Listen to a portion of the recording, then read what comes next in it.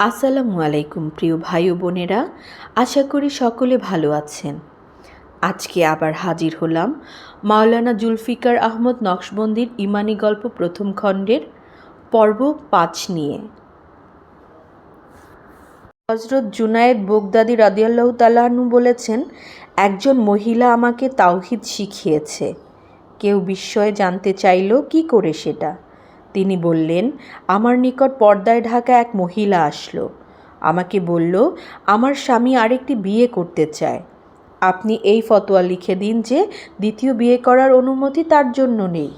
আমি বললাম, আল্লাহর প্রিয় বান্দি প্রয়োজনের কারণে বিয়ে করতে চাইলে শরীয়ত তাকে 4 বিয়ে করার অনুমতি দিয়েছে। আমি কি করে এই ফতোয়া লিখে দেব? আমার এই কথা শুনে মহিলা শীতল নিঃশ্বাস ছেড়ে বলল, শরীয়তের হুকুম আমার সামনে বাধা না হলে আপনার সামনে চেহারা উন্মুক্ত করে দেখাতাম।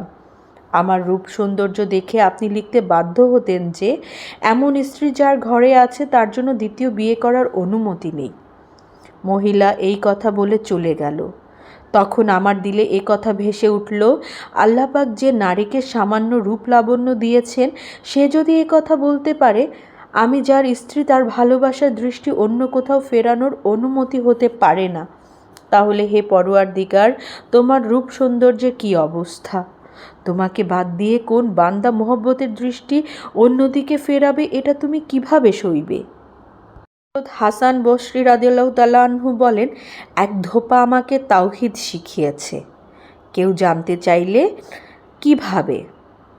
তিনি বললেন, আমি একবার গরমের সময় ঘরের ছাদে বসে কুরআন পাক তেলাওয়াত করছিলাম।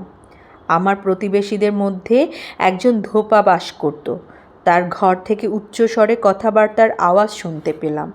আমি জানতে চাইলাম, কি হয়েছে ভাই, এত আওয়াজ কেন? আমি কান পেতে শুনতে পেলাম স্ত্রী স্বামীর সঙ্গে ঝগড়া করছে। স্বামীকে লক্ষ্য করে সে বলছে, দেখো, তোমার জন্য আমি বহু কষ্ট সয়েছি, উপবাস কাটিয়েছি, সাদামাটা পোশাক পরেছি, বহু নির্যাতন সহ্য করেছি। তোমার জন্য সব ধরনের কষ্ট এখনও মাথা পেতে নিতে তৈরি আছি, কিন্তু তুমি যদি চাও যে আমাকে ছাড়া আর কাউকে বিয়ে করবে, তাহলে তোমার আর আমার কোনো সম্পর্ক থাকবে না। তোমার সঙ্গে কখনোই আমি থাকব না। তিনি বলেন, এ কথা শুনে আমি কোরআন পাকের দিকে দৃষ্টি দিতেই এই আয়াত চোখে পড়ল, নিশ্চয়ই আল্লাহ তার সাথে শিরক করাকে ক্ষমা করবেন না এবং শিরক ছাড়া যত গুনাহ আছে যাকে ইচ্ছা ক্ষমা করে দেবেন। আশা করি সকলের ভালো লেগেছে।